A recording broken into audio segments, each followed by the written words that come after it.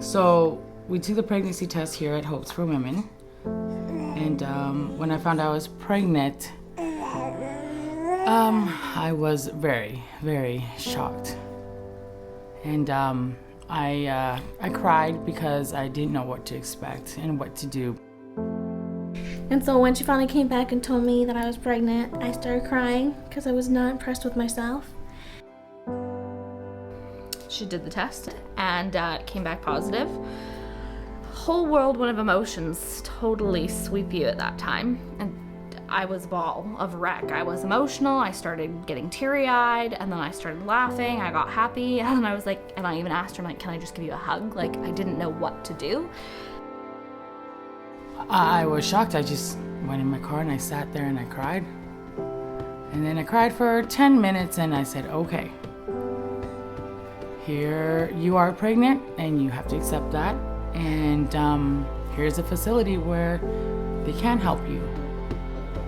So calm down, and I called Elizabeth and I said, okay, Elizabeth, I need help. And I was really nervous. And after I started crying because it's like, what is my parents going to think of me? But Jamie gave me a hug and told me it was going to be okay.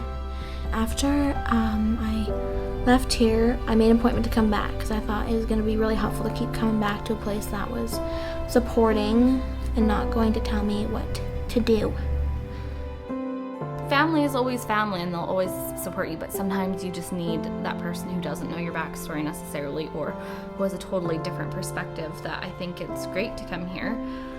Just knowing that, I could talk to someone if I was having, a down day, just to come, be uplifted, not have any biases, and just, feel better when you left that, you're okay, you're able to do this alone and you have support, and that is not the end of the world. After I was pregnant, Jamie kept in touch with me to make sure that I was doing okay and that, I was going to make the right decision for me. Because, pressure of family and friends But no, Jamie kept saying, it's up to you at the end of the day, but we're here to support you, no matter your decision. And she'd text me, call me, and make sure that I was, mentally and emotionally fine. What made me decide to keep my baby is knowing that Hopes for Women was going to help me. Elizabeth was going to help me through this whole process. And she made me feel that I wasn't going to be alone. And whatever I needed, she would help me the best she could.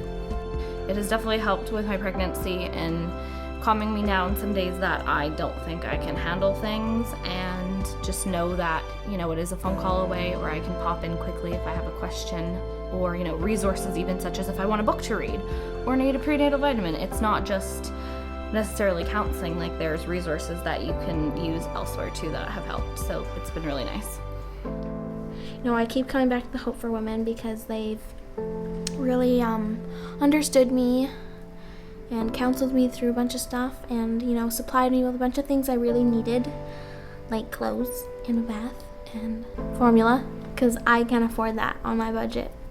And I really like the environment every time I come in.